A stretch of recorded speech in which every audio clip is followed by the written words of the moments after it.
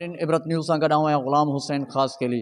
अवां ताईं ख़बर पहुचाईंदा हलूं त सॼी दुनिया सां गॾु पाकिस्तान में बि ॾियारीअ जो ॾियारो त्योहार जेको हिंदू मज़हब तरफ़ां अक़ीदत ऐं एतिराम सां मल्हायो पियो वञे।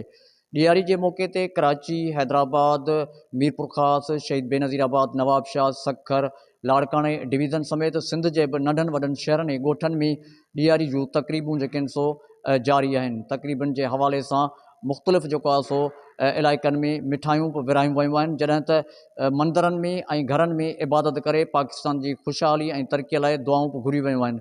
अहिड़ीअ तरह पाकिस्तान जे सूबे बलूचिस्तान, सूबे पंजाब, सूबे सिंध ऐं सूबे ख़ैबर पख्तूनख्वा समेत आज़ाद कश्मीर ऐं गिलगित बिल्तिस्तान समेत मुल्क जे नंढनि वॾनि शहरनि ऐं ॻोठनि में हिंदू तहरम जे जेको आहे सो त्योहार जे हवाले सां तक़रीबनि जो सिलसिलो जेको आहे सो जारी आहे। इन हवाले सां हैदराबाद तालके समेत हैदराबाद शहर, सिटी कासमाबाद, लतीफ़ाबाद, हैदराबाद बहराड़ी समेत हैदराबाद ज़िले जे बि नंढनि वॾनि ॻोठनि ऐं शहरनि में तक़रीबूं मुनक़िद कयूं पियूं वञनि। हैदराबाद शहर जे मंदरनि में ऐं घरनि में जेको आहे सो हिंदू कम्यूनिटी तरफ़ां इबादत कंदे जेको आहे सो पाकिस्तान जी ख़ुशहालीअ लाइ दुआऊं घुरियूं वयूं। वधीक ॾिसण लाइ ॾिसंदा रहो इबरत टेलीविज़न नेटवर्क।